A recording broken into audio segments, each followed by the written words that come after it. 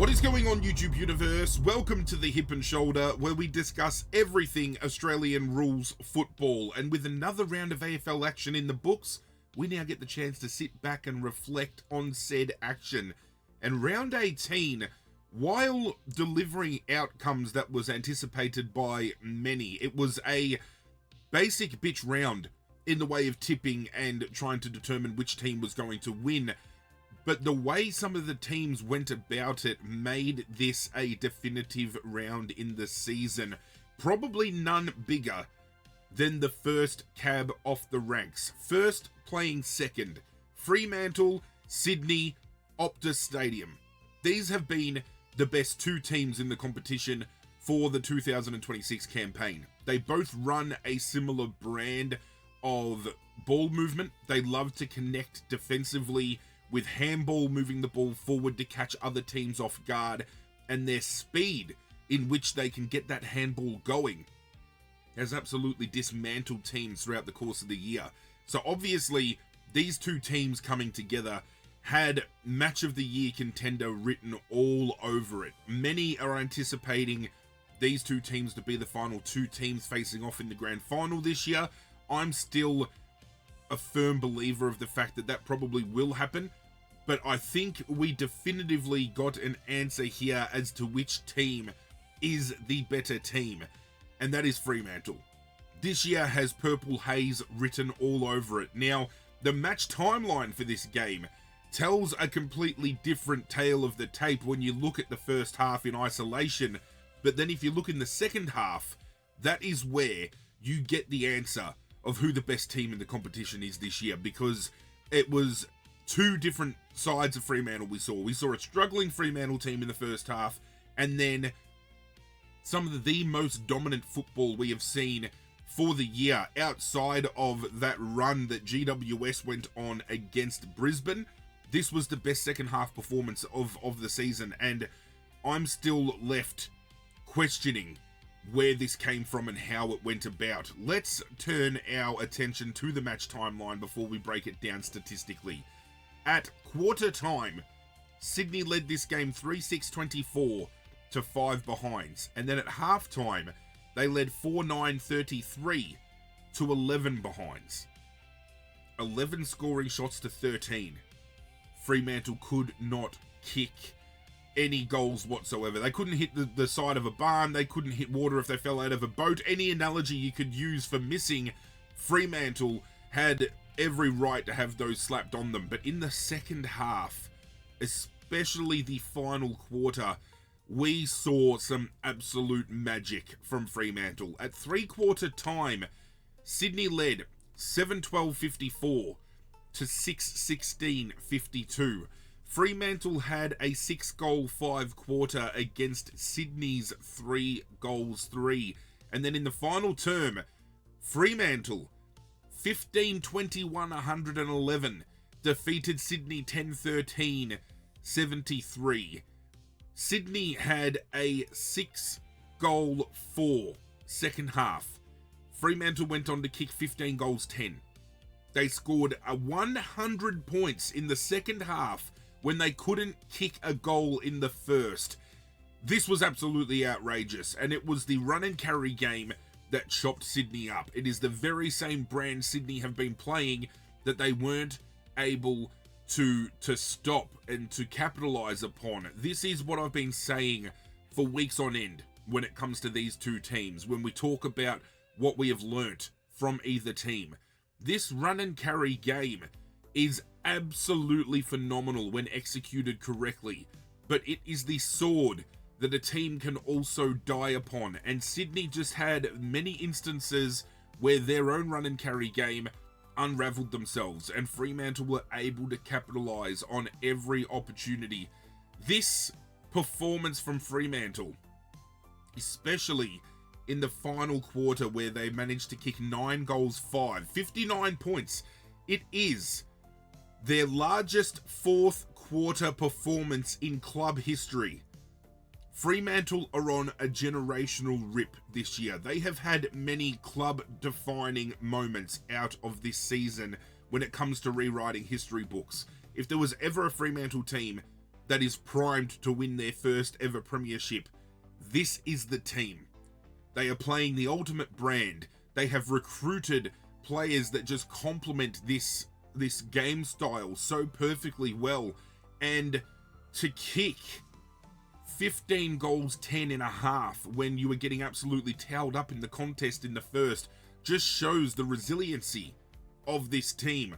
Lomua would have absolutely torn paint off of the walls when it came to that half-time address. And then at three-quarter time, to be only 2 points behind is an absolute feat.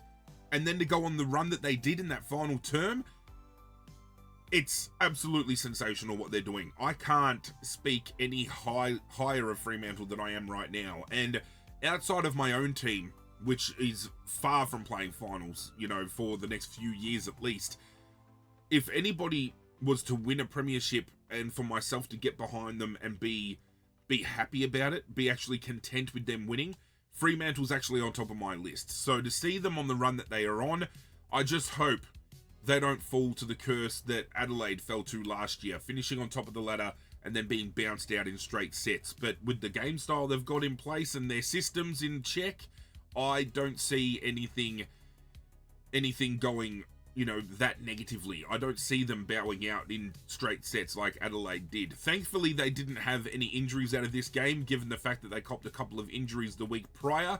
When we break down the team statistics and we see that 100-point half that they put in, was it a huge, you know, disparity in outcome, in statistics? Did Fremantle dominate? Did they manage to keep it into a close contest?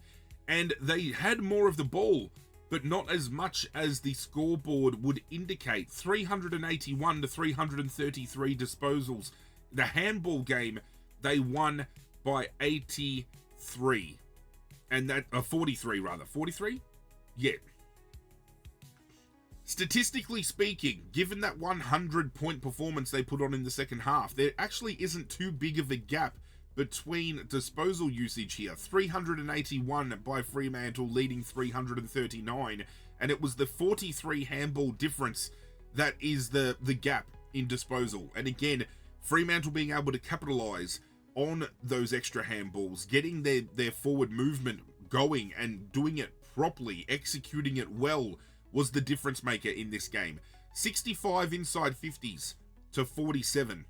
Well up on their seasonal average as well, and Sydney well down. So again, it's not just about the quantity of football you get, but the quality that you can deliver. And Fremantle have some great ball users, especially when delivering inside 50. Shea Bolton, Murphy Reed.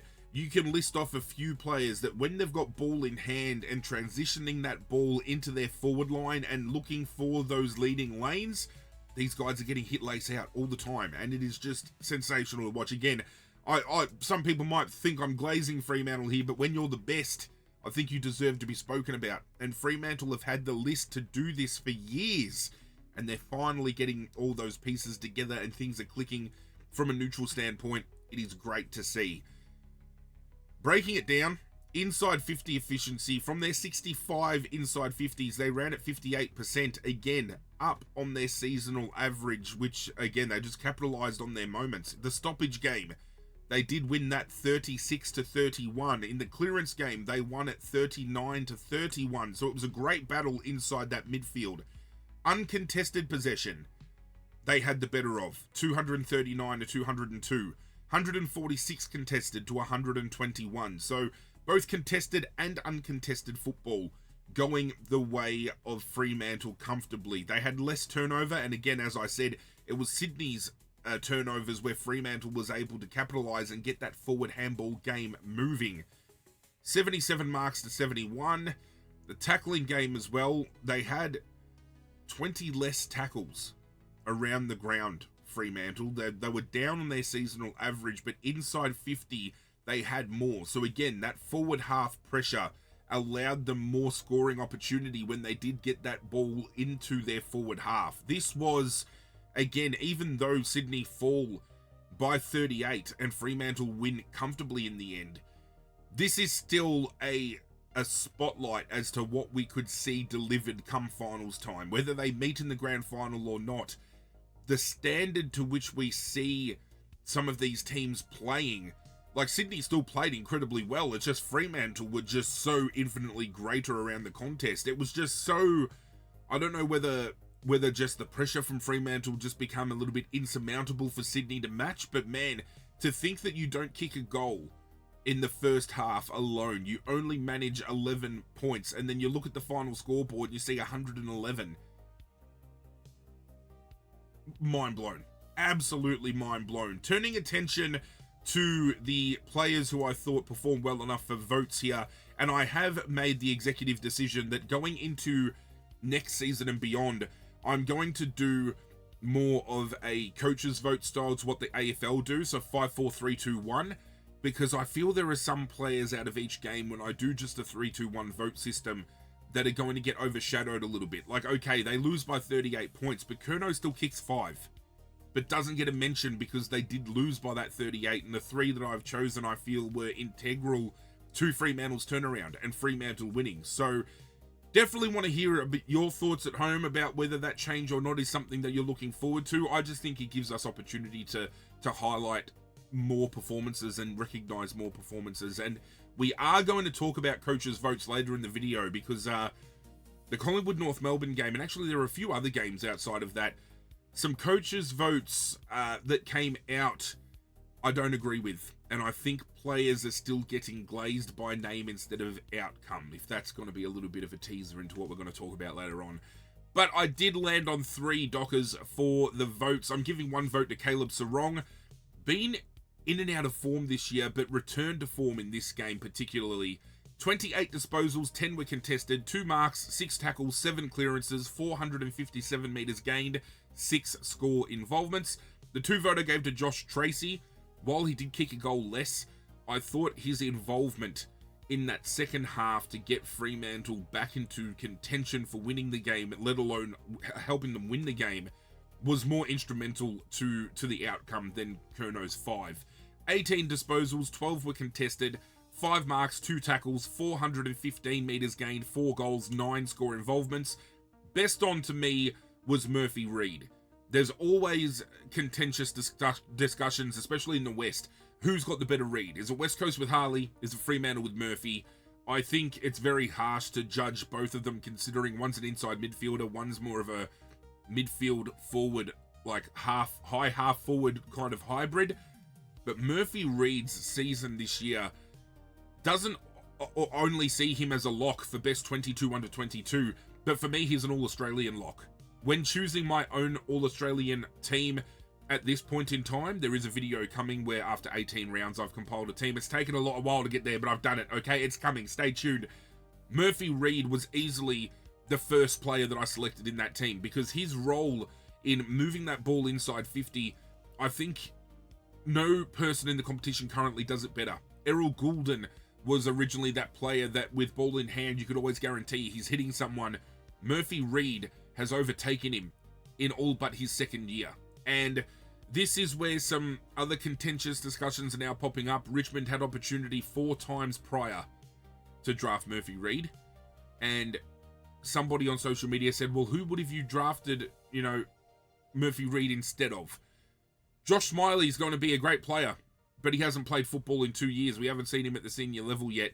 Jonty Fall, we went and then drafted Armstrong and Sims. We've just re-signed Mykelti Lafau. Tom Lynch might go around for another round. We've already got Liam Fawcett, so it's not like we needed another full forward, like a tall key forward outside of the ones we drafted. So there was opportunity to take Murphy Reid, and Murphy Reid did want to play for Richmond as well. Have that on notice and use that as you will. But boy, his game was absolutely sensational. 28 disposals, 8 were contested, 6 marks, 2 tackles, 2 clearances, 254 metres gained, 12 score involvements. This is another player who has 28 touches, and almost half of those turn into a score. He is absolutely sublime, and he is a big reason as to why Fremantle find themselves in this premiership window, with the window not only ajar, but wide open. To think a second-year player can have as much impact as he has had. I think if he doesn't win the Best Young Player award for the year. He's been absolutely robbed. I'm telling you right now. What did we learn? Fremantle are premiership favourites. I don't think there is a better team this year than Fremantle. Feel free to try to argue that. I will argue to the hills. For Sydney, they just leaked too much in way of turnover. They're just overcommitting to this handball game, and unfortunately it doesn't seem like they have a plan B in place when shit goes south. But hey, both teams went out there and had an absolute crack. It's just at the end of the day, Purple Haze was too much to contain. Friday night saw a finish that needs to be seen to be believed. Collingwood hosting North Melbourne at Marvel Stadium. When it came to tipping this game, I said the fact that it was at Marvel would keep North Melbourne in the hunt, and this came down to absolute seconds left on the clock. I thought North Melbourne, when they got that fast break off of half back with about 15 seconds to go, they were going to get a mark inside 50. They almost did, but the ball spills out of the pack and the siren goes. It was on the edge of your seat type moments that as a neutral supporter, you absolutely crave and love. And this game delivered more than I anticipated it would. It ended up being one of the games of the year. In my opinion, I honestly thought coming into this round, Game of the Year was a moniker that I throw around not too often, but this round definitely had a few. I mean, Fremantle versus Sydney, on paper, the best matchup of the year, given where they're at. This, performance-wise, ended up being one of the better games of the year. It was a round that delivered, so much so. But this particular game delivered a lot of controversial talking points, to which we will get to in a moment's time. The match timeline saw Collingwood lead this game at every single main point, but there were moments in the final term where it looked like North Melbourne were going to sneak away with a win. At quarter time, Collingwood led 4-4-28 to 3-4-22. Half time, 7-5-47 led 6-6-42. Three-quarter time, 10-7-67 led 9-10-64. And as I said, there was a back and forth, and North Melbourne got up to sizable, suggestive scores in that last term that would have indicated that they were going to run away with the win, as I said. But Collingwood stabbing the flow. 13-11-89, defeating 12-13-85. It was an incredible game. This was a game that both teams needed to win in retrospect for their season being on the line, because both of these teams look to be those teams that are in that wild card configuration. So the fact that Collingwood have gone and won this game furthers their chances of appearing in finals this year, and kind of puts North Melbourne on the back foot, unfortunately, given the fact that Collingwood have now, won this game, banked the points, and it's just shut down another opportunity for North Melbourne to do the same. It was a territory battle in the final term, which saw Collingwood win some major statistical lines that helped push them to this lead. I mean, the inside 50 count in the final quarter alone was 19-11. The tackle count, 25-11. From those tackle attempts in the final term, Collingwood's tackle efficiency was at 74% compared to North Melbourne only laying 58% of the tackles that they attempted. It was well and truly up there. The pressure was up there. Collingwood were winning the ball where it needed to be won the most. They were getting the better looks inside 50, and at the end of the day, it all added up to Collingwood walking away with the win. However, when you look at the injury list, there are some components here that might have played factor into how things went down. Obviously, Lachie Schultz went down with an ankle injury, and up until that point in time, he was playing a very pivotal role forward of the ball for Collingwood, especially with the absence of Jamie Elliott. Schultz has stood up in that role incredibly well. So without him in that forward half, things looked a little bit shaky at times. But Tom Blamires from North Melbourne gets tackled by Jack Crisp. Now, it was as clean a tackle as you could see, pure football act. No arms were pinned, chased down from the side. It is unfortunate, however, through that action, Blamires' head hits the ground and he ends up concussed out of the game. And obviously then, because he's been concussed due to a tackle, the idea of Jack Crisp having to be suspended gets thrown around. Now, personally, if you're asking my opinion as a neutral supporter that doesn't have any bearing or, you know, desire to have a player off because I barrack for that team, I don't think Jack Crisp should have been sanctioned. However, it was only a few weeks ago where we saw Paul Curtis cop 3 weeks for a tackle where, okay, you could argue maybe one of the arms were pinned, but I still don't think it was worthy of 3 weeks. Maybe 1 week, maybe, but definitely not 3. And now the conjecture is, if Paul Curtis got 3 for his tackle, based on outcome, Jack Crisp should have been looking at time on the sidelines because he's elected to tackle and an unfortunate incident has occurred where he's ended up concussed. What is more laughable about this whole situation is Jack Crisp has gotten away with any sanction. His, you know, consecutive record for most games played without missing is intact. He doesn't get cited by the MRO, but Billy Frampton has been cited for 1 week for his tackle late on Whitlock in the goal square, which didn't look like had any impact. It didn't impact Whitlock medically in the way of there's no concussion. Like, his head looked like it hit the ground, but that again didn't look like a malicious tackle. That was just 2 players going for the ball.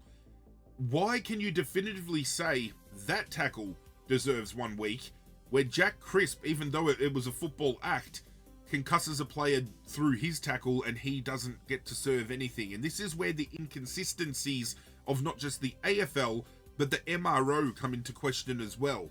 The MRO at this point in time, and it has been for a very long time, is like playing roulette at a casino. You're walking up to find out your sanction. Michael Christian gets the little ball, spins it around, and wherever it lands, that's how many weeks you're going to get. Or you might land on a green spot, which means you don't get any time off. You get to play on.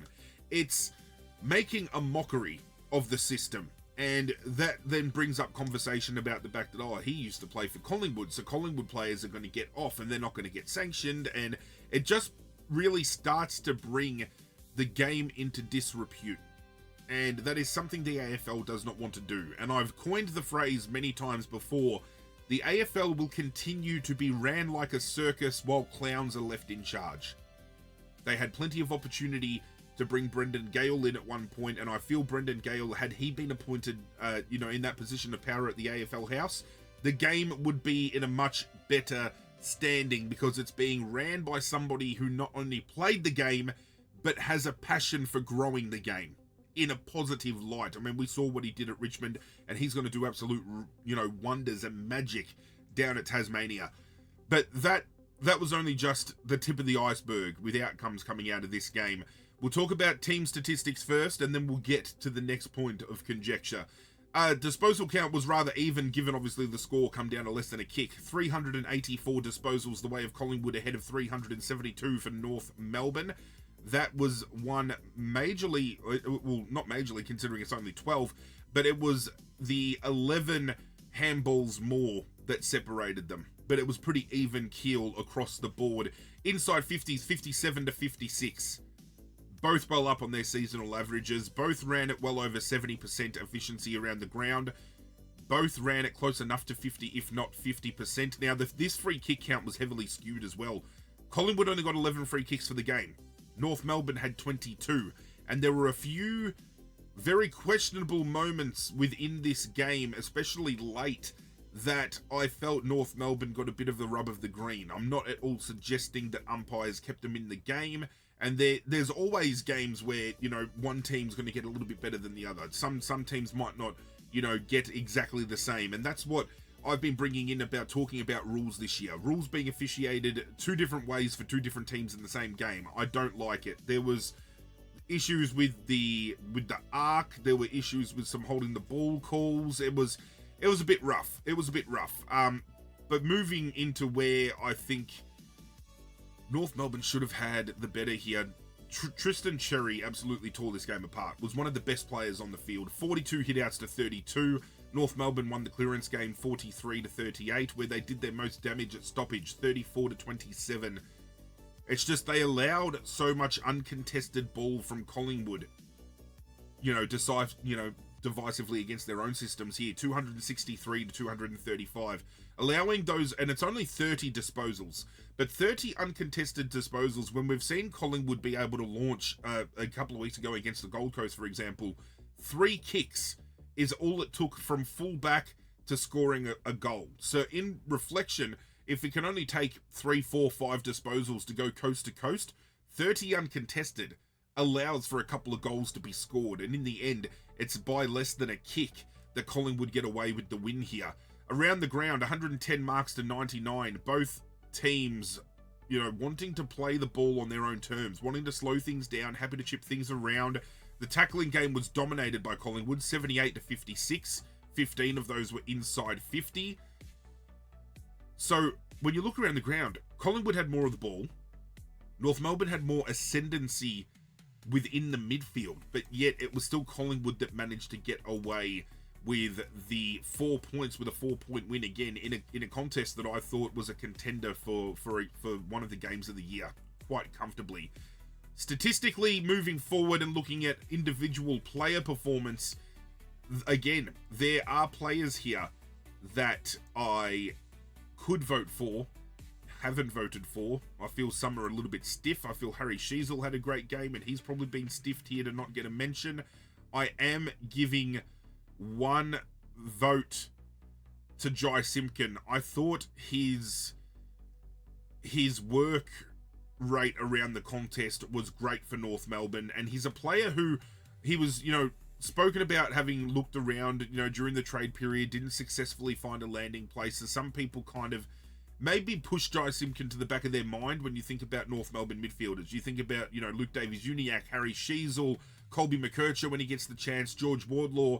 Jai Simpkin seems to get lost in the mix when discussion points are having, but I thought his game was great. 32 disposals, 9 were contested, 8 marks, 5 tackles, 5 clearances, 386 metres gained, and 9 score involvements.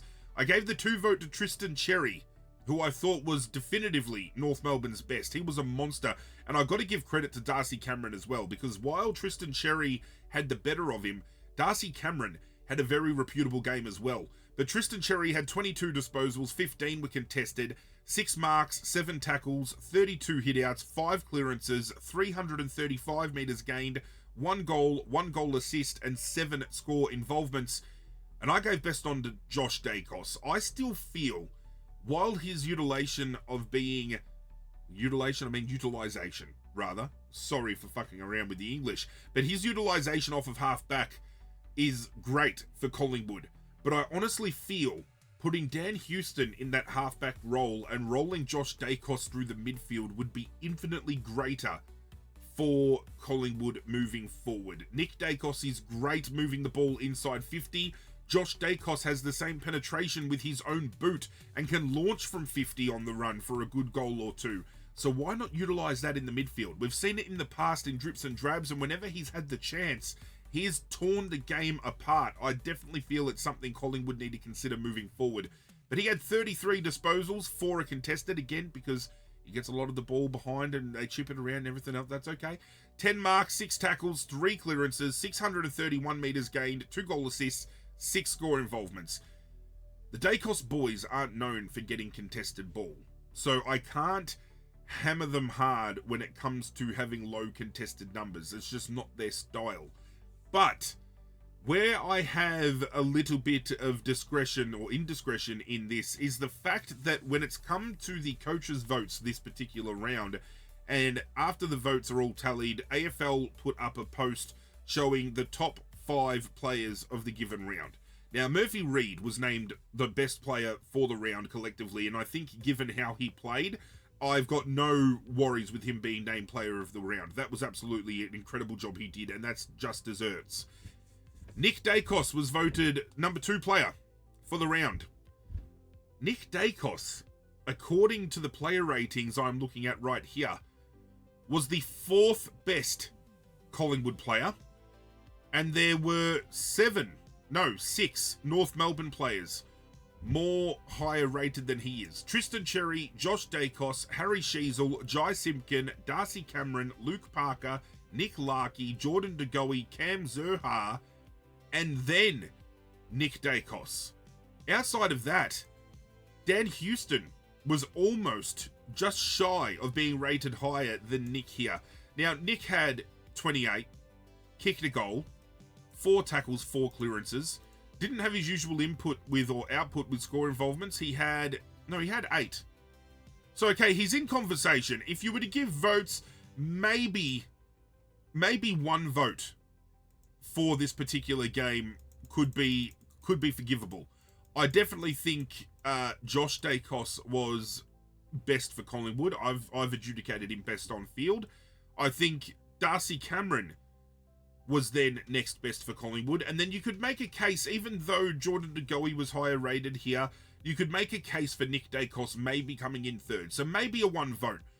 Definitely not worth the highest amount of coaches' votes. And I feel this is where players get looked at from a name perspective versus an output perspective. There are many players that were better than Nick Dacos on the night, but I think the name supersedes all that. And that's a bit of a shame, because that means players go under the radar and underappreciated. And I think that is a big part as to why when Darcy Cameron won best and fairest last year, there was a blow up from Peter Dacos. And I still feel, this could be me being completely wrong, but I still feel both the Dacos boys are going to leave Collingwood and go to Tasmania. That's just my inner feeling, my inner gut telling me so. And I've got a big gut, so that's a lot of inner feeling.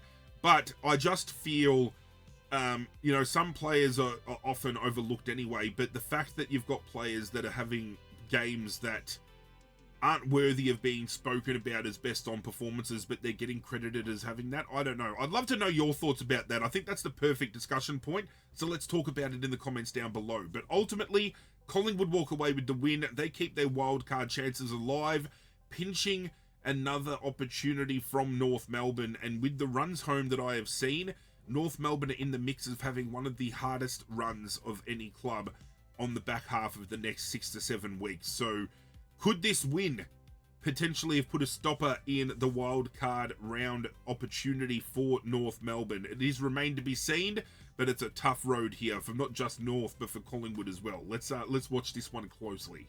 The first on Saturday saw St Kilda hosting Port Adelaide at Marvel Stadium, and this game had a lot of bearing on both teams' seasons overall, considering the fact that St Kilda have won this game by 14 points and have moved into wildcard contention, versus the fact that if Port Adelaide had won, they were only a win away from that wildcard configuration. And funnily enough, they are still only 2 wins away, and a run home that sees them string some wins together could still see them get out of the bottom 4, bottom 5 teams and compete for a wildcard appearance. However, it's currently doomsday at Port Adelaide coming out of this game, because the loss they can bear, but the injuries that they have picked up in this game, the suspension of Jason Horne-Francis heading into next week's matchup against Fremantle, this is a dire situation. This is a situation where they now face that stark reality that maybe winning those games is now insurmountable for them. They're not going to get out of that bottom 4, and we quite potentially could have seen the final appearance of Zach Butters as a Port Adelaide player. But I digress. Let's talk about the game first before we talk about those injuries and the future of Port Adelaide. At quarter time, St Kilda led this game 4 goals to 26 to 128. Half time, 9-7-61 led 3-7-25. 3-quarter time, Port Adelaide with a huge comeback in the third term. St Kilda led 11-7-73 to 9-11-65. And the final scoreline saw St Kilda 13-9-87 defeat Port Adelaide 10-13-73. From defensive half intercepts, St Kilda scored 5 goals for to only 4 behinds by Port Adelaide. This obviously set up the win for St Kilda. This was their win con. Callum Wilkie, in a best on ground performance, just swallowed everything that was kicked his way.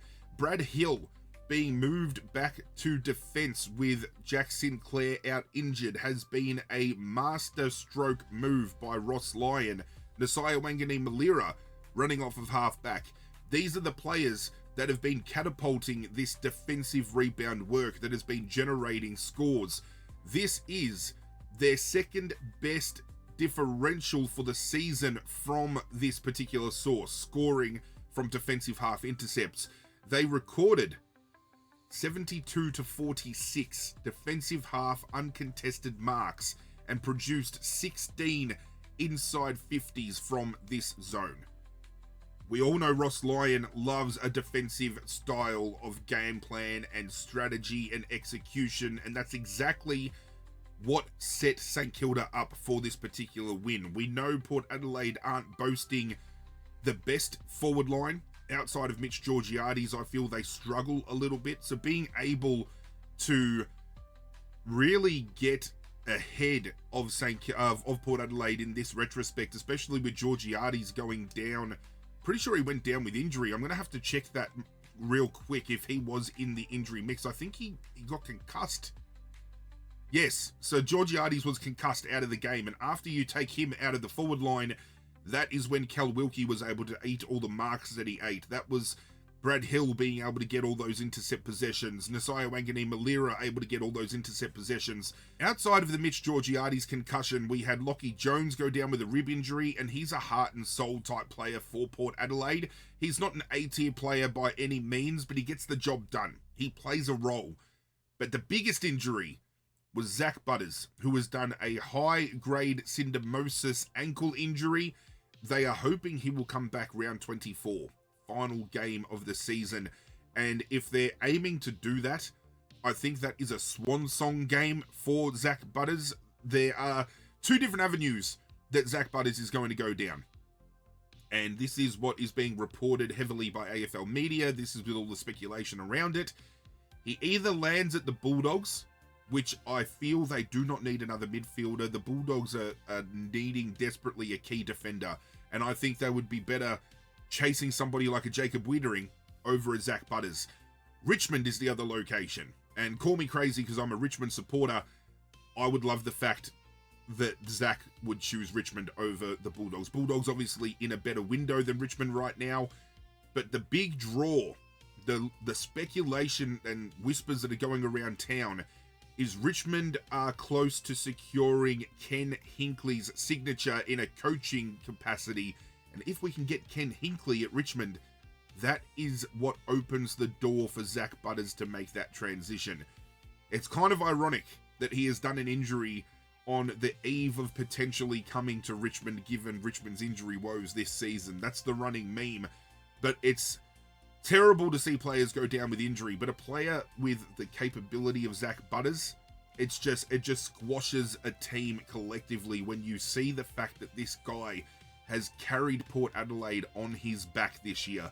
Obviously as well, Jason Horne-Francis done for a week for tripping, so he will miss this coming game against Fremantle. For St Kilda, Caminiti had an eye injury, and Machito Owens is listed as a TBC. So injured, but unaware of the situation of what occurred and what the injury holds. But as I said, Port Adelaide in all sorts. They have lost primarily their number one key forward. They have lost their best midfielder, and they have, at least for 1 week, lost their second best midfielder in Jason Horne-Francis. It's panic stations heading into the Fremantle game this week, that's for damn sure. When you break down the statistics of this game, it is wild to think that Port Adelaide even got within 14 points. And again, it talks about the value of quantity versus quality. And what the fuck did St Kilda do with all these extra disposals, given some of the other statistics? St Kilda led the disposal count 437 to 308. They had 129 more disposals. They had 50 more kicks, 249 to 196. Handballs, 188 to 112. Yet inside 50s, they only had 5 more, 56 to 51. Disposal efficiency, St Kilda ran at 78% over 70. Inside 50 efficiency, 51 to 45. Free kicks were even keel, but as a neutral supporter watching this game, I feel Port Adelaide had the rough run of the stick, especially if your name was Ollie Wines. This bloke had his head ripped off every opportunity in a tackle contest, and not once did an umpire call a head-high free. There was a instance late in the game with still a couple of minutes on the clock where Wines goes for a mark inside the forward 50, gets his arms chopped, gets taken high. He even stops to look at the umpire as if to suggest, what the fuck's going on? No whistle called, play on. And it sucks because then you see just in the next play, same thing happens to Jack Higgins and it's a free kick paid. And this is what my issue is with umpiring this year. It's been an absolute debacle. Do not get me wrong. But again, one rule, two teams, two adjudications. It is absolutely wild that this is still happening. The stoppage game was dominated by Port Adelaide in the hitouts, 20-57, but they only won the clearance by 5. So St Kilda was able to stem the gap in that retrospect. It was the uncontested possessions where St Kilda blew this game apart.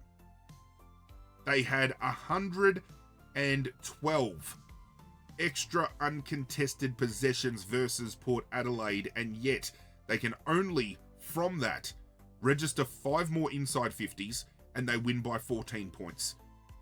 It just, again, questions the validity of this defensive game. While they were able to set up that score that we spoke about earlier from defensive half, they are still not being as potent with ball in hand as they could be. And this is where I have been critical on Nasiah Wanganeen-Malira and his game. Yes, okay, he's moved out of the midfield, he's transitioned to half-back, but he's getting a lot of uncontested ball, which is going backwards, sideways. It is not being as effective as he could be. He could be, potentially, one of the game's best players if he played an inside midfield role. He doesn't have to get a lot of contested possession in there, but he could do what Nick Dacos is doing, for example. He could do what Bailey Smith is doing. He can do what Bontempelli does. You don't need to get a hell of a lot of contested possession, but you get in and under, and you get your ability and your drive from that midfield into forward half, instead of being behind play, kicking sideways, kicking backwards, racking up all these uncontested possessions, and not being damaging with ball in hand. 126 marks they took to 85. That just tells you that those, you can guarantee those 40-odd extra marks weren't just intercepts. These are the short kicks, the backward kicks, the sideways kicks. It is a defensive style that we have seen Ross Lyon play for a very long time, and I still think it's unsustainable, but that's just my opinion. The wild thing is, they had over 100 more disposals, and they still laid 21 more tackles for the game. Port Adelaide just weren't up to it on the pressure gauge. 40 tackles, 4 of those were inside 50. From the 61, 19 of those were inside 50 for St Kilda. And when you look at Port Adelaide and the lack of pressure, their pressure rating for this game was 152. Which is their worst return for the season. I mean, I know they were impacted by injury, but man, it just went all downhill for Port Adelaide in a big way, incredibly quickly. For this game, it was hard for me to sit here and work out who I was going to give the votes to, considering I didn't think there were any Port Adelaide players that played well enough to quantify selection, but also there was just a lot of St Kilda players here that stood tall and got high ratings, and you look at their stats and you break it all down, and I feel I'm going to do a little bit dirty. I thought Rowan Marshall played a good game, not getting votes from me.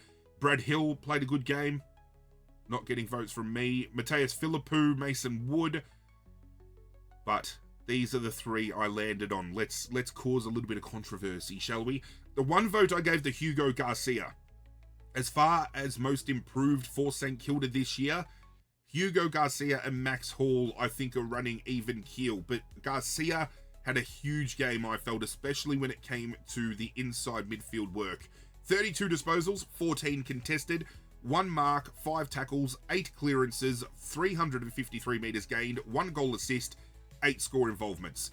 The 2 vote I gave to Nasiah Wanganeen-Malira.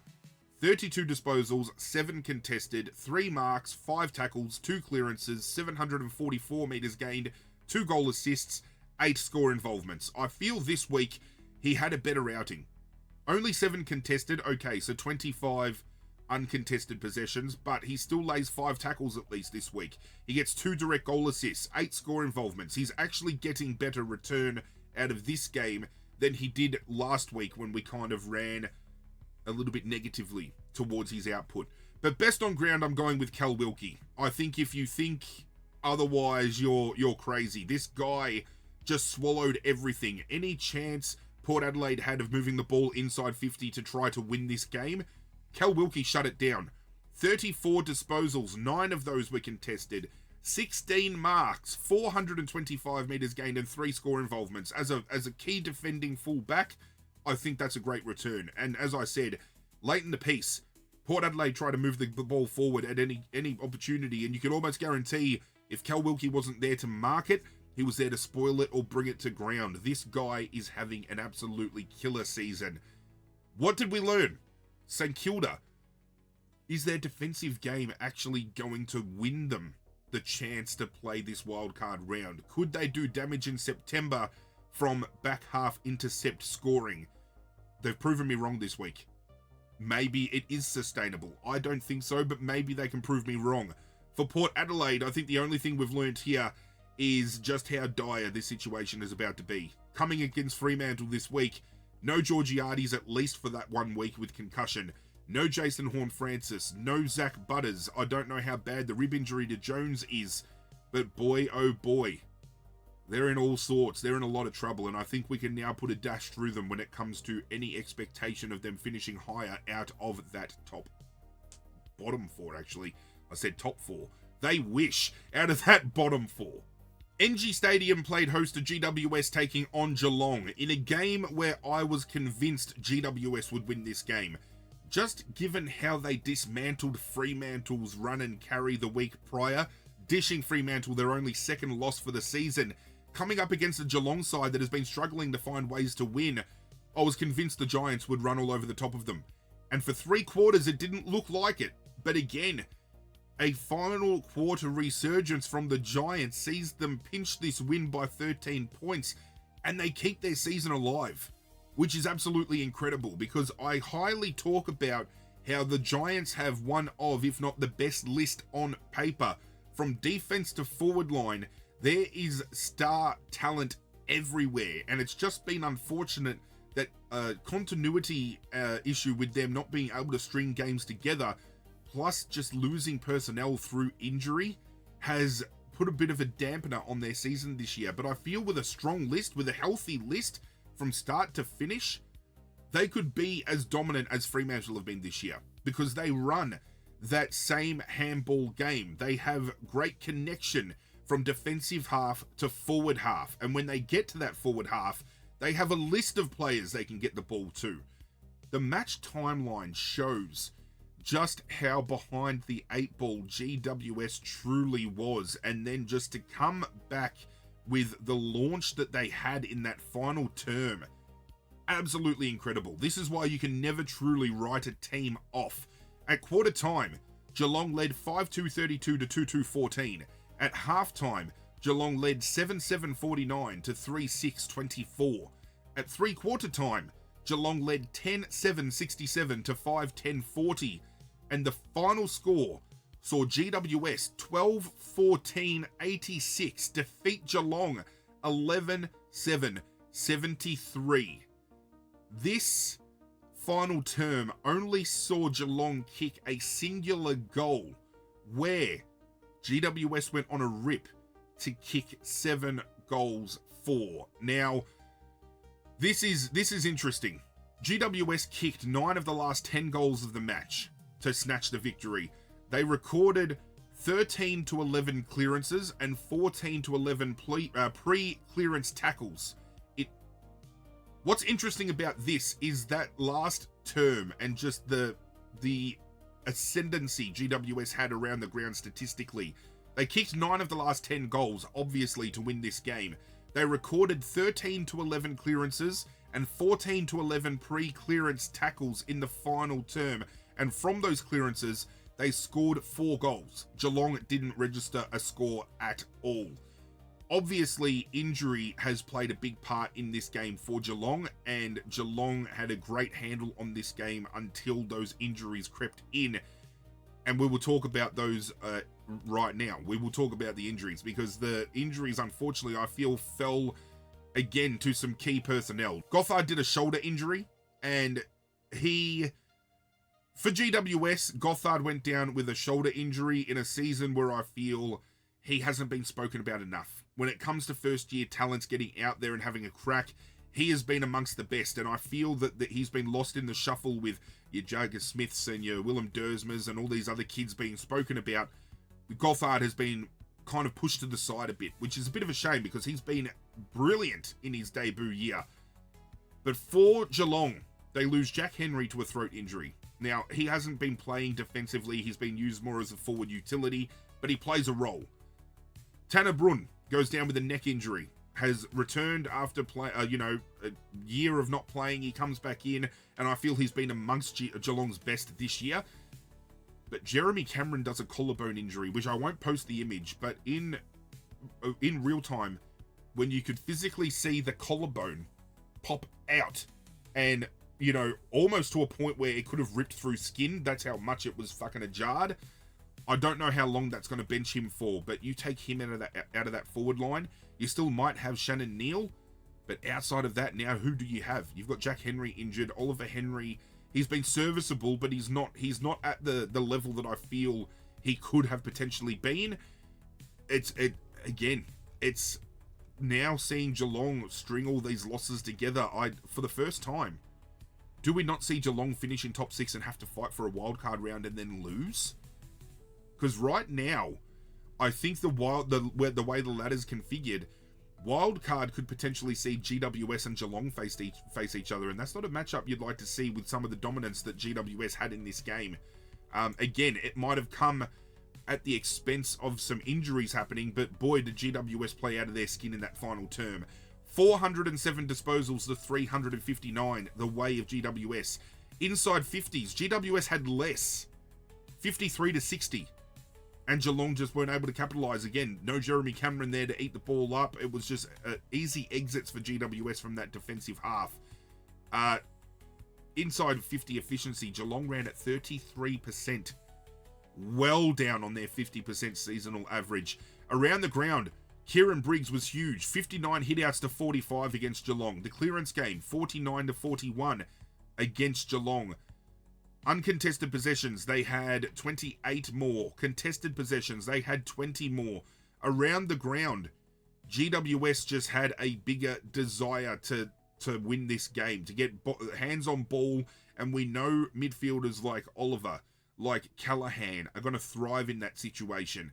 But it was players like Toby Green, it was players like Kieran Briggs that were able to stand tall and just deliver a decisive blow against Geelong. And again, this is a game where there were some Geelong players that had great outings on player rating, do not get me wrong, like Bailey Smith, another solid game. Max Holmes, another solid game. Ollie Dempsey had a solid game, but they're not getting votes off me. And this is tying back into the conversation we had earlier in the video about Nick Dacos being listed as the second best player out of this round.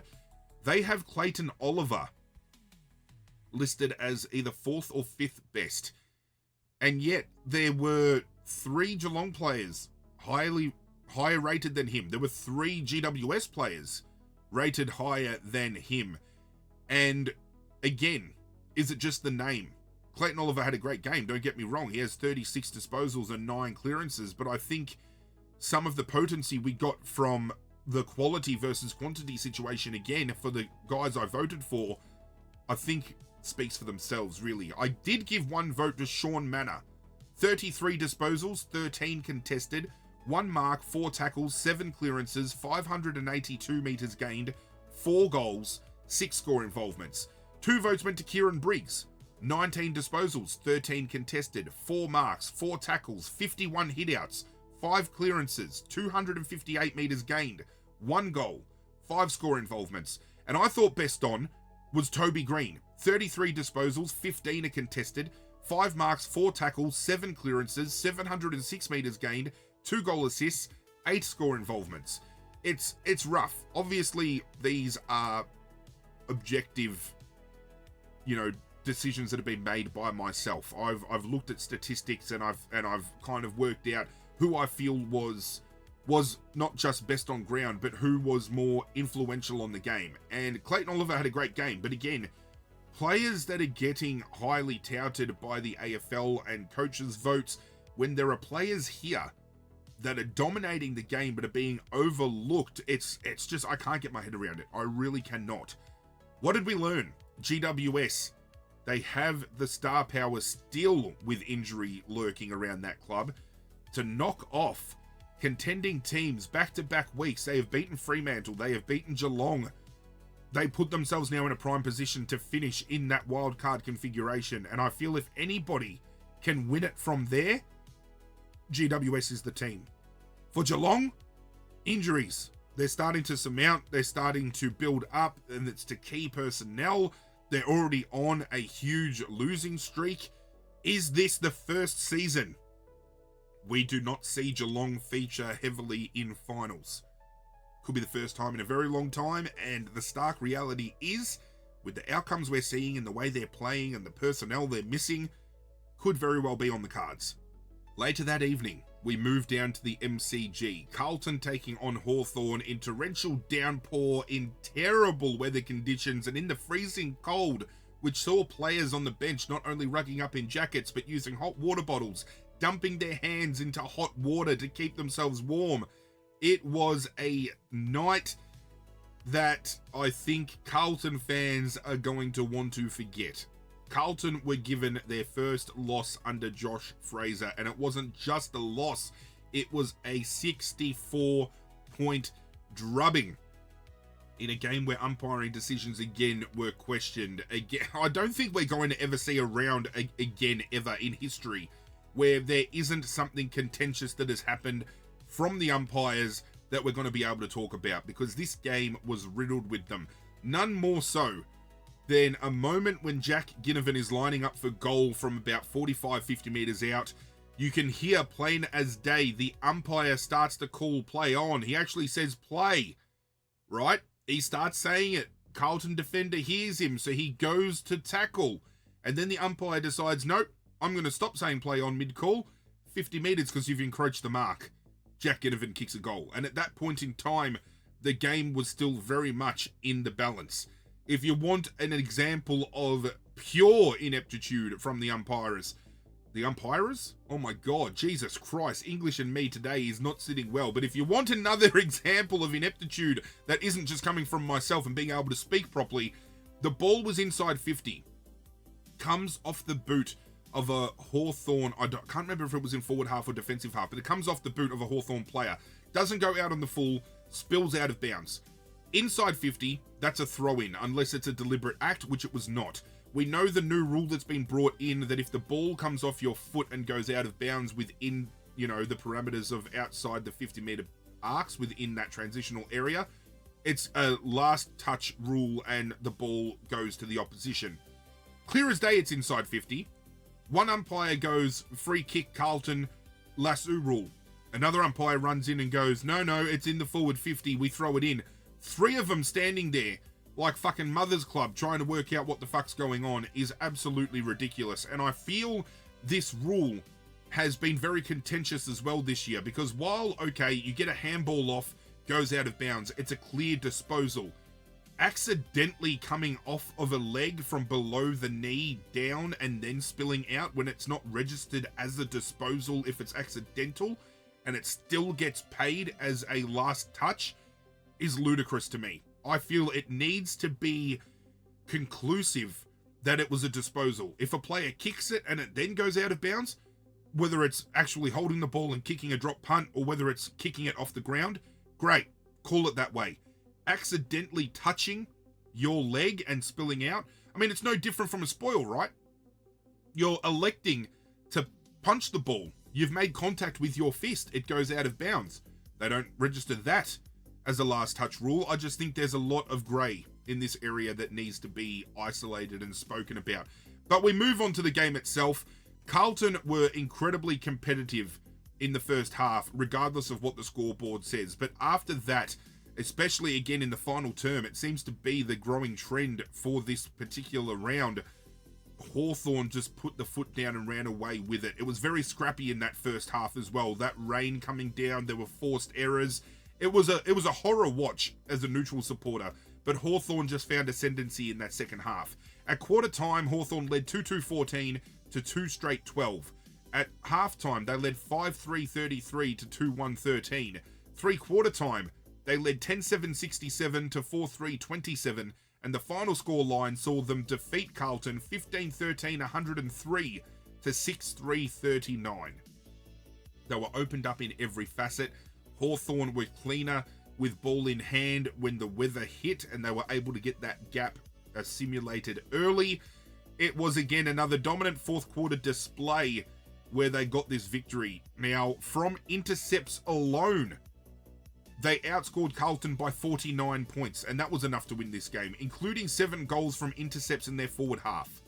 Carlton just tried to get the ball out of defence as quickly as they could, very roughshod with moving that ball, and Hawthorn were just able to cut it off at the pass, get it back inside 50, and allow their forwards to get the job done. Now, let's not forget, this is a game that didn't have Nick Watson in this lineup, didn't have some other key players in that defensive half. It was a team that really rallied around each other and only get better with some of the players that they were missing. It's just, I feel Hawthorn are in a situation where, again, in configuration with like top 6, we don't talk about them often enough because I feel with that loss that they had against Melbourne, which deservingly so, they've been written off by many media personnel. When you almost are down by 100 points, they only lose by 35, but they put themselves in a position to be that far down.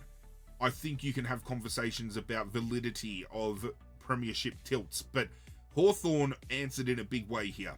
Carlton aren't a Fremantle, a Sydney, a Geelong, a Brisbane, don't get me wrong, but they still won this game convincingly in an outing where they still had, you know, some personnel that if they lost this game, you could make case for, oh, well, if they had this player playing, then they would have played better. You know what I'm saying? There was only one injury in this game. That was to George Hewitt doing a back injury, and I feel up until that point in time, Hewitt was playing a great role. He is a brilliant role player, and losing him kind of opened the door. That's where some ascendancy started to creep in. But then you look at the stats, and it is just convincingly a one-sided game, the way of Hawthorn. 408 disposals to 351. They had 30-odd more free kicks, 30-odd more handballs. They had 12 more inside 50s, of which they ran at 64% inside 50. From the 45 that Carlton had, they ran at 26.7, which is almost less than half on their seasonal average. 53 hitouts to Hawks over 22. 46 clearances over 34. Contested possession, they had 20 more. Uncontested possession, they had almost 40 more. Tackles, they had less. They laid 20 less tackles, but inside 50, they laid 5 more. So forward half of the ball, that's where that pressure came in.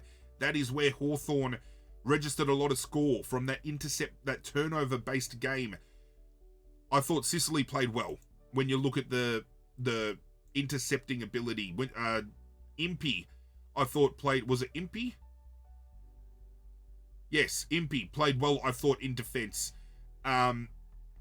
Josh Ward had a great game. Ginnivan had a good game. Now, again, this is a game where Ginnivan was named essentially best on ground for Hawthorn, and he had a great game.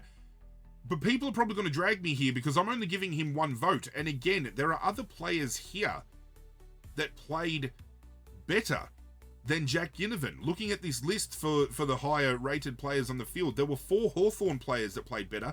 And there were 3 Carlton players that are rated higher. He had great input, and I'm giving him a vote for it because he had 25 disposals, 11 contested, 3 marks, 3 tackles, 161 metres gained, kicked 3 goals, had 10 score involvements. And I think those 10 score involvements were a game high. But I mean, you've got players like Connor McDonald, 31 disposals, 7 contested, 3 marks, 7 tackles, 7 clearances, 203 metres gained, 7 score involvements. I gave him 2 votes because I thought his inside clearance work and the pressure that he brought with his tackling around the contest helped open up that midfield gap when Hawthorn started to set up their run that saw them run home in an emphatic way. Best on ground I gave to Lloyd Meek. Not only best on ground in this game, but one of the best ruckmen over the course of the round. 16 disposals, 14 contested, only took the 1 mark, but he had 10 tackles, 49 hitouts, 10 clearances, 193 metres gained, 9 score involvements. Again, he has laid, 7 more tackles than Ginnivan did. He's had more contested possession for less disposal. He has had only 1 less score involvement, but he's had 49 hitouts. He's had 10 clearances against a Carlton outfit that has been great with clearance game this year. Again, players being overlooked. I feel this is, again, the growing trend over the course of this weekend, but maybe the course of the year. I don't think Nick Dacos is winning the Brownlow by as much as people are suggesting. I feel there are a lot of players flying under the radar this year because by name, we are looking at one man.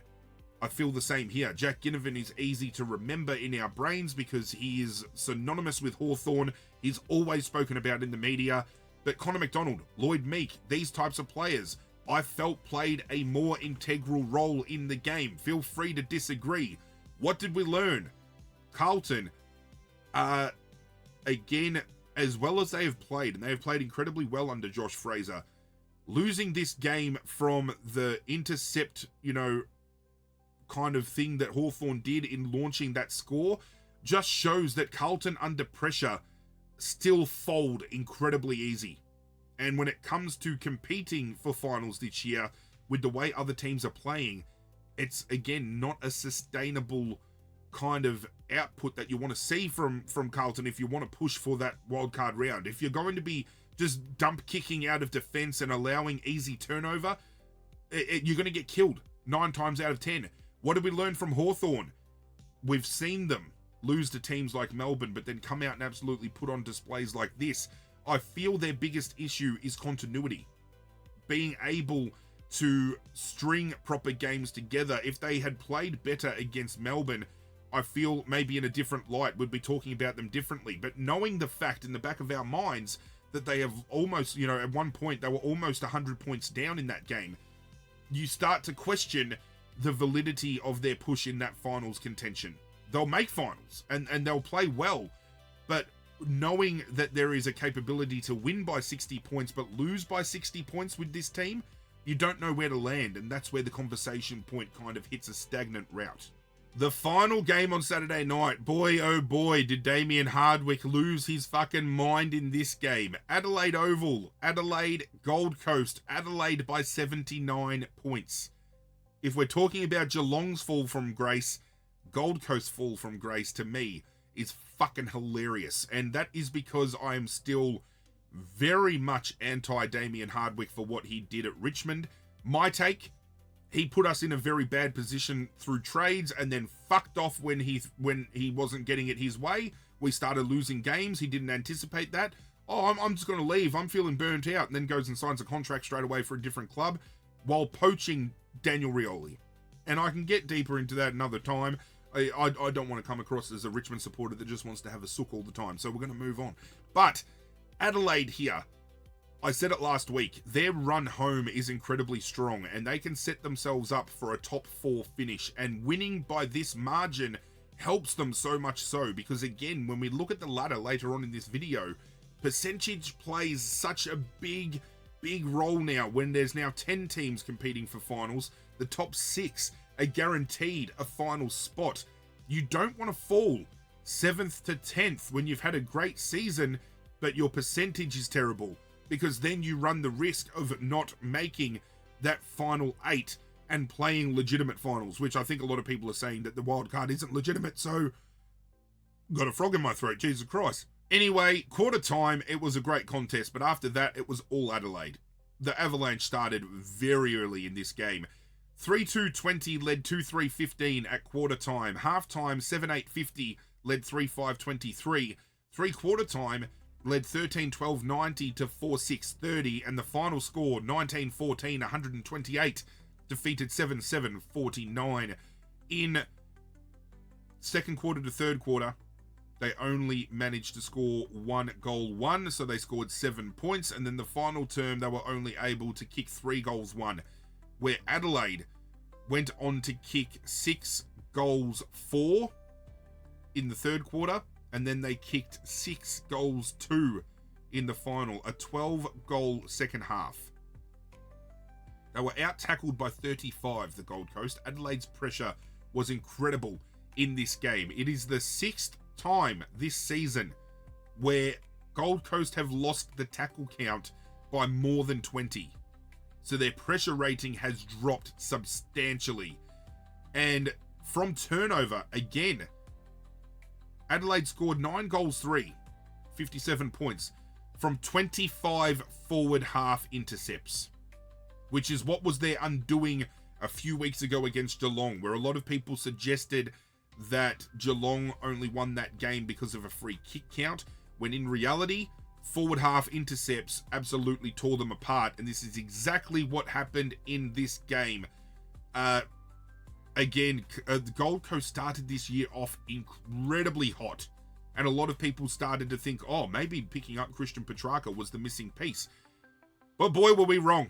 Rory Laird ends up with an ankle injury, not sure on the severity, and Graham for Gold Coast with the left shoulder, again, not so sure on the severity of that injury either. But let's look at the statistics of this game and break this down. It's not as big of a blowout in disposal count, but kind of everywhere else there is so much discrepancy. 384 disposals for Adelaide ahead of 337, of which they only had 3 more handballs, but they had 44 more kicks around the ground. Inside 50 though, they had 60 inside 50s against 38, and from their efficiency inside 50, Adelaide ran at 63%, which is well up on their seasonal average, and Gold Coast only ran at 42%. Now again, boy oh boy, free kick count skewing. We'll talk about it, because I don't feel the free kick count here played into outcome, because the pressure rating from Adelaide was through the roof. But 32 free kicks to 18 is a huge discrepancy. And again, don't think it played a count, but the conspiracy theorists out there might think so.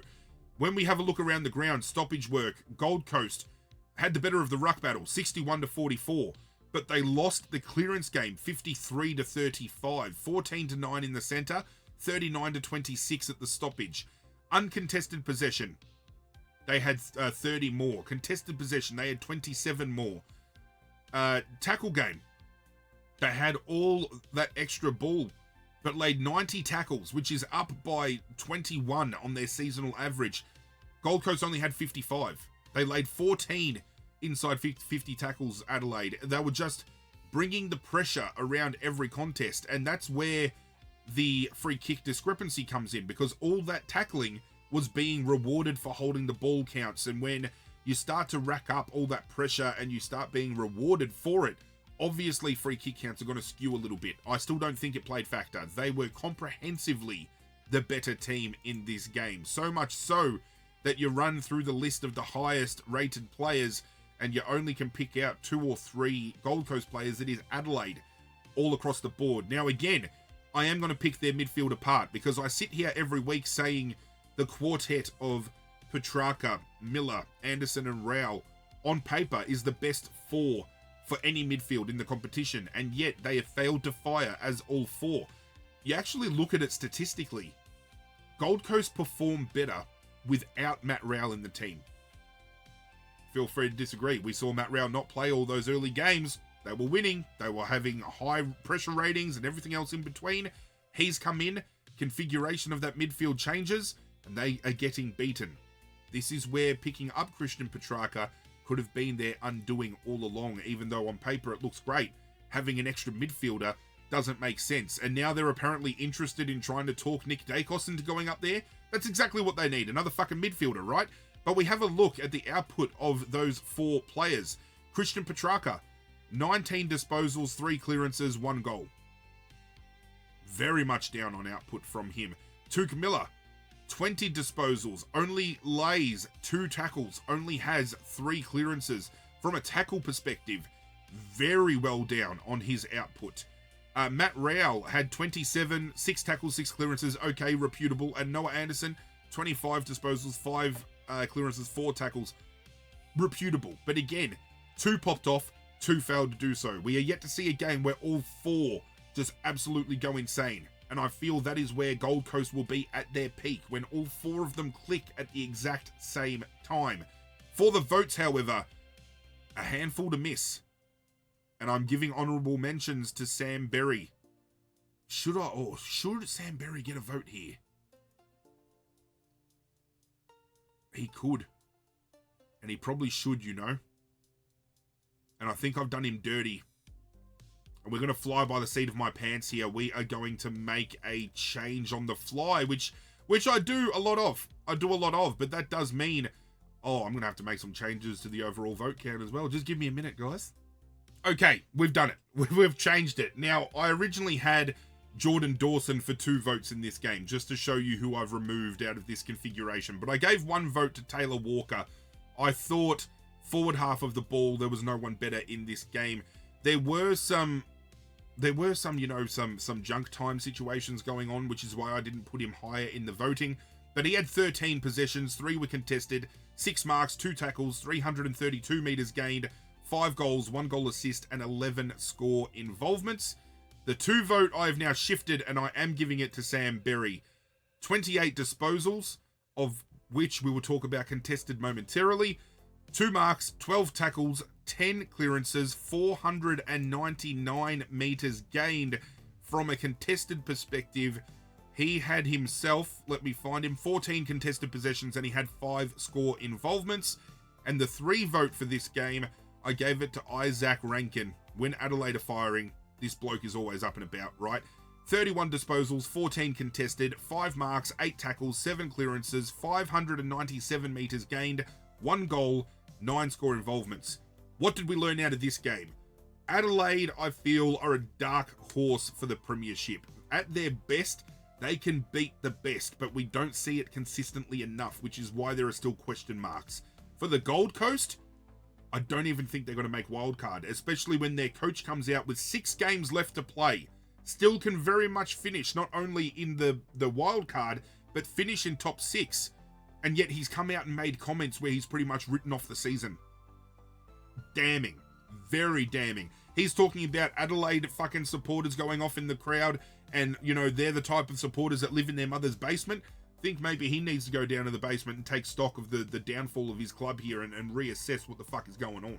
The first of 3 on Sunday was at Marvel Stadium, with the Western Bulldogs hosting West Coast, and this was a game where West Coast were in it up to their necks. The Bulldogs in the end walk away with a 16-point win in a game where the young Eagles showed a lot of fight. And I've said it over previous iterations of this video that I'm doing today.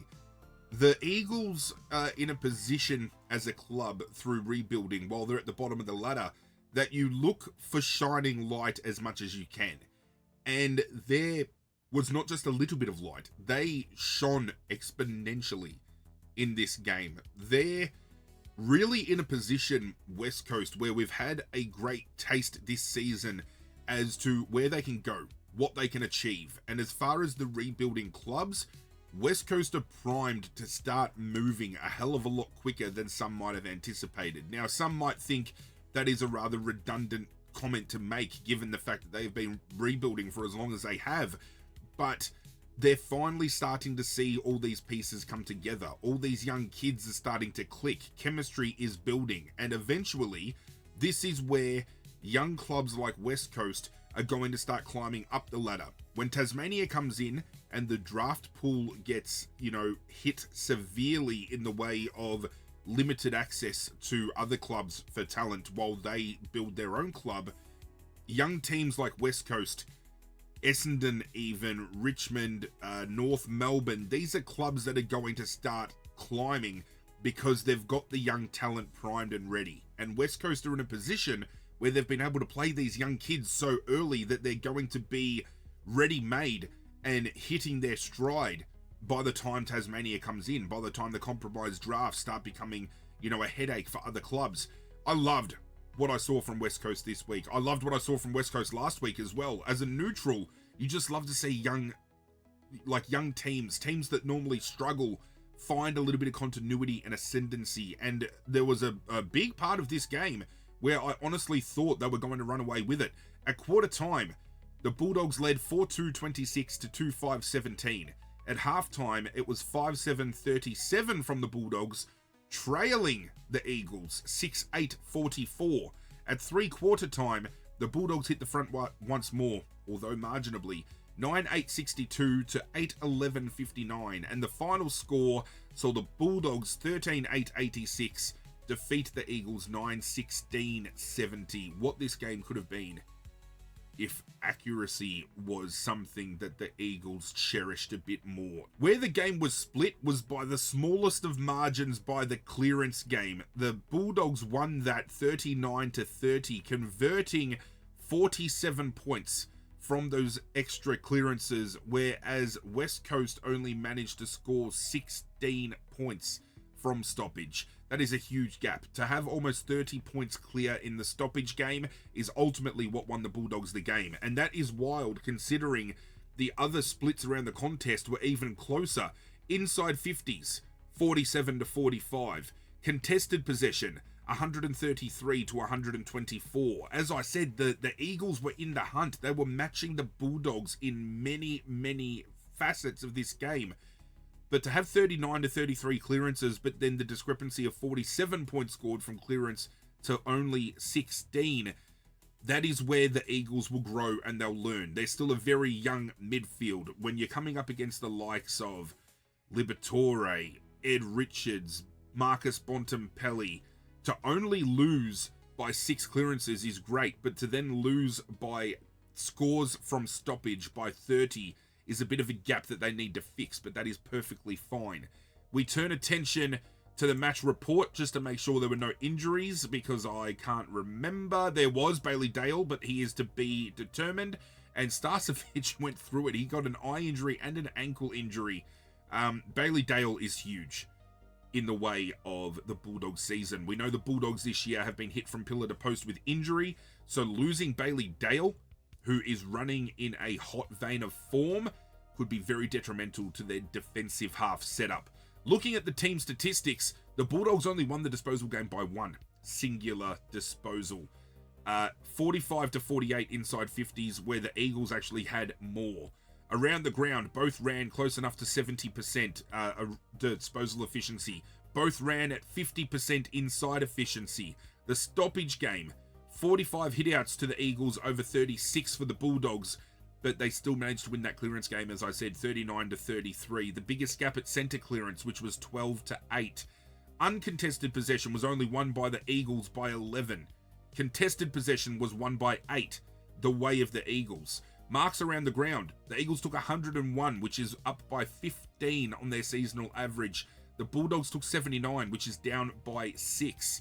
In the way of tackles, 68-62, the way of the Eagles. 8 of those inside 50 against 10 inside 50. So statistically, the Eagles, as I said, were up to their eyeballs. They had more looks inside 50. They only had 1 less disposal. And that is where, again, quality versus quantity creeps in. They only had those 6 extra clearances, but the fact that they generated 30 points extra off of that splits the game in half. And that is where they'll get more defensively sound, the Eagles, as they move on. But the Bulldogs, just with some elite talent in that midfield core, you would expect nothing less when it comes to the Bulldogs coming up against a younger midfield. Looking at the players to break down for best on in this game, again, a few probably going to get stiffed here. Rory Lobb, I thought, was great. 17 disposals, 29 hitouts, 5 tackles and a goal. Tom McCarthy in defence was great. 11 marks, 22 disposals. Bailey Dale had 29 and 6 marks before going down with injury. Willem Dersma was great. Riley West was great on on return. As far as the players and individual efforts go, again, a game where players are going to get stiffed. Rory Lobb played a good game for the Bulldogs. So did Bailey Dale. So did Riley West.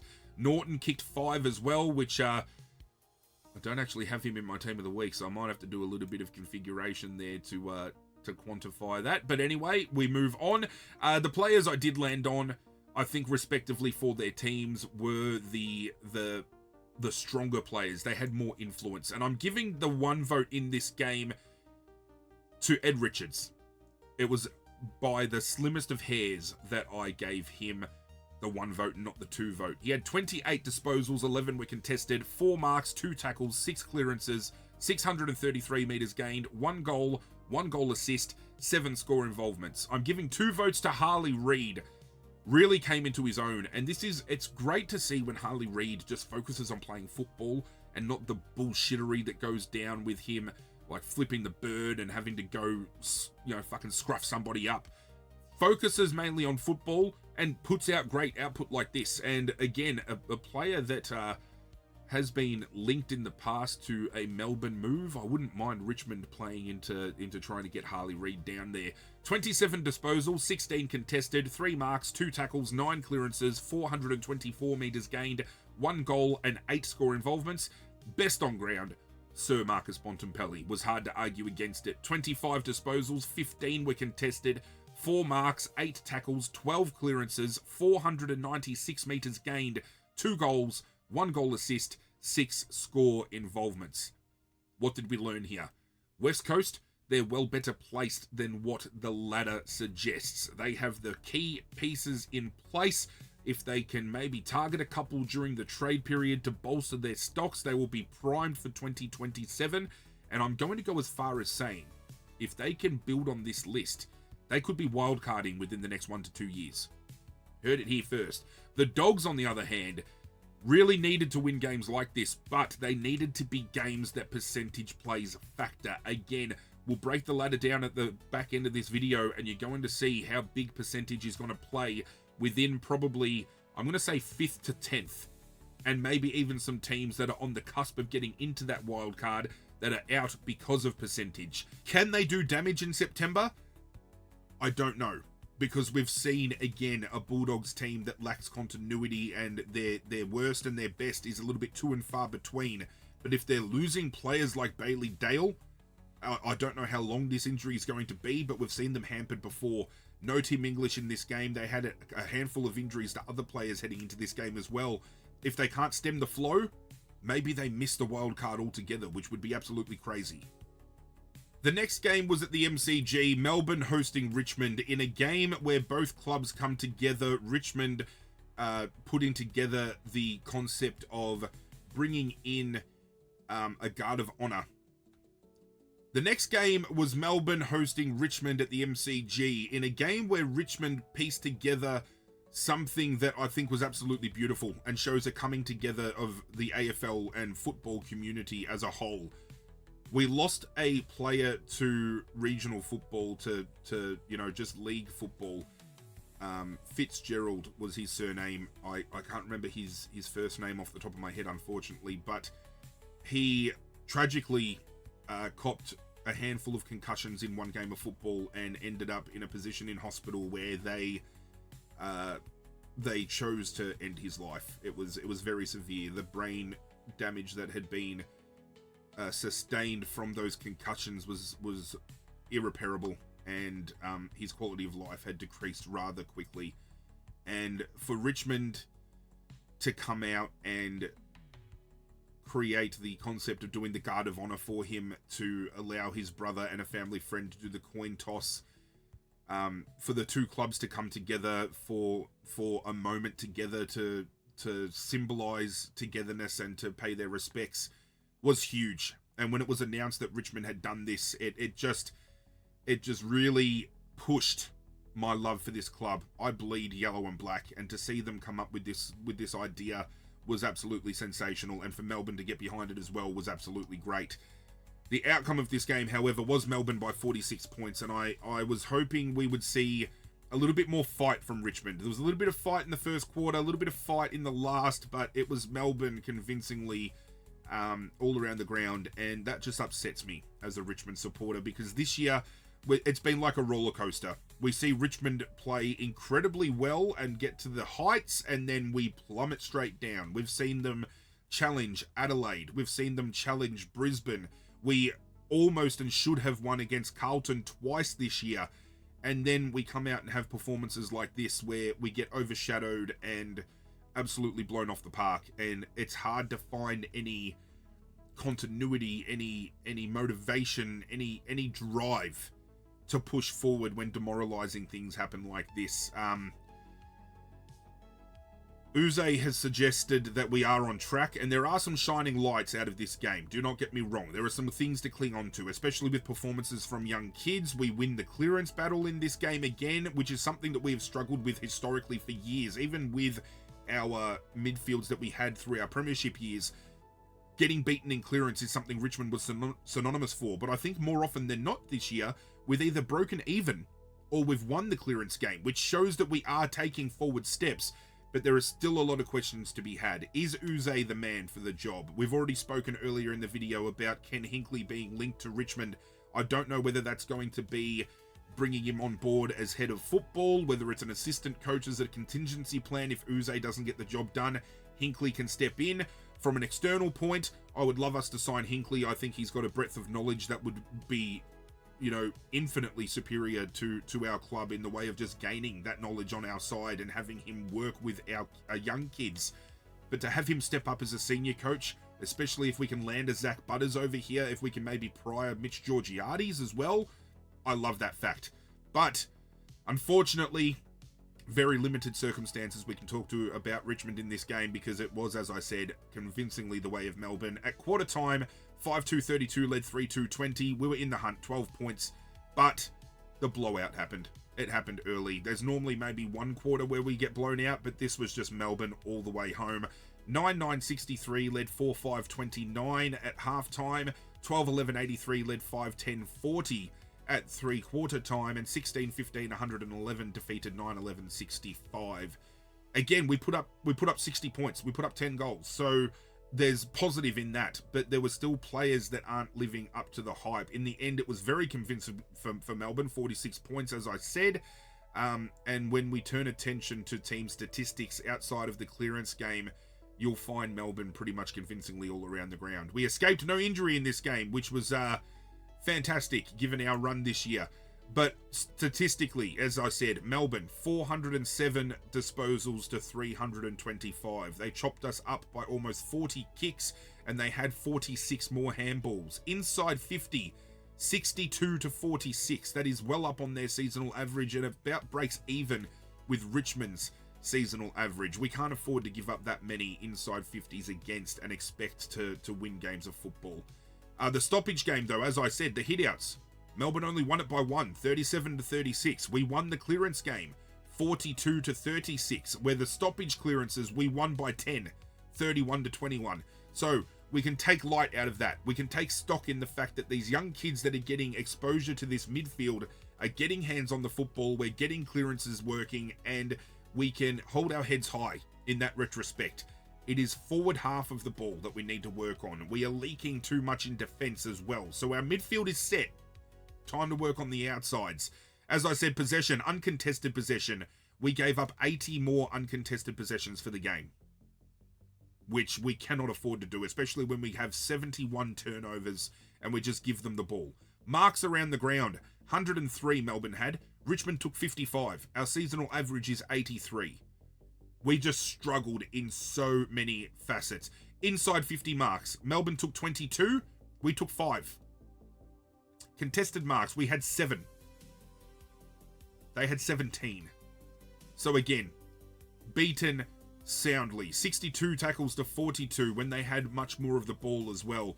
Lacking inside 50 pressure. We only laid 6 of our 42 inside 50. So while the midfield battle was great, everywhere else Richmond just fell apart, and it's unfortunate because, as I said, when you've got players like James Trezise, who I thought had a great game. Sam Banks played well enough. Sam Cumming kicks another 2 goals, has 14 touches.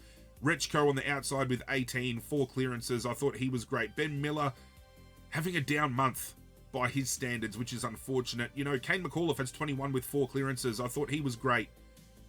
Taj Houghton has 13, 3 tackles, 4 clearances. He's building into something. So we've got young talent that is building and growing, but Melbourne were just way too hard to stop. And when you look forward half of the ball, Tom Lynch only takes 1 mark for the game, 1 behind, 6 disposals. Mykelti Lafau doesn't take a mark for the game, 6 touches, kicks 1 goal. Jasper Alga has 9 touches and kicks 2, way better. Piker on debut only has 7 touches, but has 3 marks, kicks a goal on debut as well. You can't be harsh on a debutant, you know, playing a certain role. But like Noah Bolter, he's been great for us over the last few weeks. He only has 6 disposals, doesn't get a score kicked, 12 hitouts, only 2 clearances, so he was down on output. But I'm looking more to our senior players. I mean, Dion Prestia gets brought straight back in from injury. Only 16 disposals, 3 tackles, 3 clearances. Nathan Broad takes 4 marks for the game, only 12 touches. I feel he's checked out a bit. We know he's retiring at the end of the year, and I think he's very much in the same mindset that Liam Baker was. Liam Baker had checked out before he went to West Coast. I think Nathan Broad's checked out and he's just ready to retire. And it's sad because I've loved Nathan Broad over the course. He's been one of my favourite Tigers. But if that's the mindset, and if that is where he's at, maybe we should be giving opportunity elsewhere. Just my opinion. We can hang up on these young kids and try to jump on them all we want, but the lack of leadership this year from some senior players has been absolutely damning, and that's what's hurt us the most. For the votes, obviously, 3 Melbourne players were always going to get picked here. I gave 1 vote to Jack Steele, had a great defensive midfield game. 27 disposals, 14 were contested, 4 marks, 10 tackles, 8 clearances, 234 metres gained, and 7 score involvements. I gave the 2 vote to Jake Bowie, absolutely towed us in defence. 31 disposals, 3 were contested, 7 marks, 3 tackles, 1 clearance, 896 metres gained, 1 goal, and 8 score involvements. And best on was Jacob Van Rooyen, who might have a quiet few weeks, but every time Richmond rolls around, absolutely beats the shit out of us. 16 disposals, 6 contested, 10 marks, 1 tackle, 272 metres gained, 6 goals, 12 score involvements. What did we learn from this game? Richmond is still behind the pace, but we have young talent coming through that holds us in great stead. And as I said about West Coast, moving forward, these kids getting exposure early sets Richmond up incredibly for the run moving forward. For Melbourne, I think the biggest takeaway for them is not the fact that they won so convincingly, but the fact that you don't need to target established senior coaches to turn shit around. Everyone's harping on about the fall of Christian Petrarca, and I've seen some comments on social media suggest that he was the problem at Melbourne, and I don't think so. I think the problem was Simon Goodwin. Petrarca and Oliver have gone off and have played better at their new clubs than what we've seen in maybe the recent 1 or 2 years that they played at Melbourne prior. But what has been the establishing thing for me is Stephen King comes out of a system from underneath Chris Scott, gets opportunity, and has been flying as a coach. This tells me players or ex-players, current assistant coaches like James Kelly, for example, should be getting targeted for the jobs like Carlton, like Essendon. They're learning under a great teacher, and they've got a breadth of knowledge from the playing perspective. They've got a breadth of knowledge from the coaching perspective, and I think that's what we've learnt from Melbourne. They have a great young list that is playing fun football, but strategically, when the magnets are getting moved and placements being made and game plans are produced, the coach has brought so much to this club that Melbourne have been lacking in recent years, and I think that's what we take away from it. And Melbourne are primed to finish top 6, finals bound in a year where everyone expected them to drop off because of those losses. I was one of those. I will happily eat my words. Can they do damage? I don't know. But when they're up and about playing fun football like this, I think they'd challenge anybody on any given day. We've touched on previous videos where there are games sometimes that we don't deep dive because it was one-sided all the way through, and it's just as simple as reading off some stats and getting along with it. And the final game of the round was that, and if we expected any less, we were probably kidding ourselves. Brisbane, Essendon at the Gabba. Brisbane walk away with a 90-point win in a game that just pretty much exemplifies where Essendon are currently at, which is terrible. I did say at the start of the year in my predictions video, I thought Richmond would win more games than Essendon, but I did not expect both clubs to be 18th and 17th on the ladder, especially Essendon. I thought West Coast would still underperform. I thought maybe Port Adelaide would drop down a bit as well. But this was as one-sided a game as we have seen in a very long time, and it just, again, exemplifies where Essendon are at. They're struggling severely. I don't think Solomon is the man for the job. I still don't think Hurd is the man for the job. I think if they cling to nostalgia and try to put James Hurd back as head coach, they're going to go backwards, not forwards. Now, he's got a passion for the club, don't get me wrong. This is the same man that steered him headfirst into that drugs saga. And I don't know why you would want to bring that man back in if it's not just for nostalgia or bringing home your favourite son. You need to move away from that. I've just touched on it. James Kelly is prime for the picking, and I reckon he would be great for Essendon. The match timeline, let's blow this game up. 5-6-36 led 3 behinds at quarter time. 9-10-64 led 1 goal 6-12 at half time. 16-14 110 led 1-9-15 at 3 quarter time. And 22-17 149 defeated 8-11 59. This is the highest score of the season for Brisbane. This is their highest winning margin for the season. It was just, as I said, one-sided and as boring a game of football to watch as there's been in a while. If you were a Brisbane fan, maybe you would have even yawned a little bit as well, I feel. And there's not much to take away from it in a Essendon perspective. All the Essendon supporters I've seen are ropeable about this game. Statistically slaughtered. 424 disposals to 293. Of those, 258 kicks to 170. 69 inside 50s against 39. 60% inside efficiency for Brisbane. Around the contest, 40 hitouts to 36 is probably the closest gap you'll see, because Brisbane then led the clearances 44 to 30. Uncontested game. They had over 100 more uncontested possessions, 286 to 175. Marking around the ground, 132 marks against 65. They let up almost 70 more marks for the game. It's wild. Essendon laid a lot more tackles, 37 to 53, but when you've had almost 200 more disposals, you'd hope the fucking opposition laid more tackles for the game, but yet inside 50, they only managed 3 tackles. Brisbane laid 15 of 37. Half of their tackles were inside 50 tackles.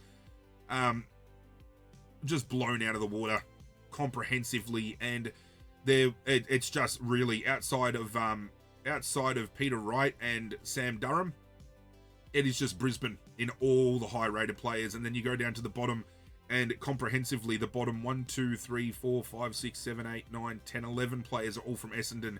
And to think in that bottom 11, Zach Merritt was the 4th lowest rated player on the field. Has he checked out and wants to go elsewhere? Probably. But I can't remember the last time Zach Merritt only had 11 touches, only laid 2 tackles, 3 clearances, and only had 1 mark for a game. And he ran at 58% disposal efficiency. Now, it's wild because Solomon's been playing him out of half back and all of these movements around the ground, but fuck, it was as insipid a game from Zach Merritt that I've seen for a very long time. Darcy Parish did no better. Didn't lay a tackle, only had 17 touches, very little impact as well on the game. And Zach Merritt only had 58 meters gained as well. That's insane to me. That is so wild. It was just, as I said, they were just beaten comprehensively. And you know what's more wild about this? They get absolutely slaughtered here. Sullivan Roby was their 3rd best rated player in his first season. 20 disposals, 5 tackles, 5 clearances. I thought he was great, right? Archie Roberts has 23 disposals on return, but doesn't do much else outside of that. And Ben Mackay gets dropped from this team. And I made a joke about it to my friend who's an avid Essendon supporter, saying, paying $800K for a player that you're constantly dropping from the side is wild. He only had 2 touches, I believe, in the VFL. In the VFL, he is struggling to get touches. I think Ben Mackay might be at risk of getting fucked off if the right coach comes in, unless he improves his season in 2027, because he's been a write-off for 2026. For the votes in this game, the one player that I think is probably stiffed the most here is Zach Bailey. He had 23 disposals, 6 clearances, and 2 goals. But I've landed on a solid 3. Dane Zorko on return in defence was huge, I thought. 32 disposals, only 4 contested, but we know how Dane Zorko works, right? 4 marks, 1 tackle, 2 clearances, 494 metres gained, 1 goal assist, 6 score involvements. 2 votes I gave to Lachie Neale. Almost gave him the 3, but I think he gets edged out statistically for some of the things that the third, best on ground, the 3 voter did. He had 40 disposals, 15 contested, 13 marks, 3 tackles, 5 clearances, 256 metres gained, 2 goal assists, and 13 score involvements. But Will Ashcroft, I've given best on ground to. 33 disposals, 12 contested, 7 marks, 3 tackles, 8 clearances, 611 metres gained, 3 goals, 1 goal assist, and 13 score involvements. It was a raffle between the two, but in the end, he did have a few more clearances. He kicked 3 goals himself, and he did top score involvement, so I thought I would give him the 3 over Lachie Neale, but both were instrumentally huge. What did we learn? Essendon are in all sorts. I think a list cull at the end of the year could be on the cards, dependent on coach that is appointed. They're going to have to hit the trade period hard as well, but with everything that is going on with this club, do you want to go there is the big question. They do have some young talent standing out, but it's now few and far between with the young talent as well. They have secured the signature of Nate Caddy. I was convinced he was going, but he's now there till 2032, so they can at least build around that fact. But what do we learn about Brisbane? They are back. Brisbane are back in town. They will get a top 4 finish, and their tilt for three-peat is still on the cards. I feel, even though I've been saying Sydney Fremantle is the grand final this year, I think a Fremantle-Brisbane grand final is going to be a tasty prospect. One team going for a three-peat, one team looking for their first, and has ultimately been the best team this year, going head-to-head in the final day of September. Huge ramifications, and I am all for it. We've spoken about all the games, and now we can turn attention to the AFL ladder to see where your team is situated after 18 rounds of football. In first place, now 2 games clear, we have Fremantle on 60 points. In second place, a game and a half still clear of next best, is Sydney on 52 points. In third place, half a game clear on 46 points, we have Hawthorn. Then we have a handful knocking on the door, all of which, bar one, has better percentage than Hawthorn, and this is where percentage plays a factor. Brisbane sitting in 4th, Adelaide sitting in 5th, and Melbourne sitting in 6th, all on 44 points. But Brisbane and Adelaide sitting in a better position with better percentage than Hawthorn. In 7th place on 40 points, we have the Western Bulldogs. In 8th place on 38 points, only half a game clear of the next best, we have Collingwood. In 9th place on 36 points, 1 game clear, we have Geelong. In 10th place, and this is where things get interesting, we have a 4-way tie.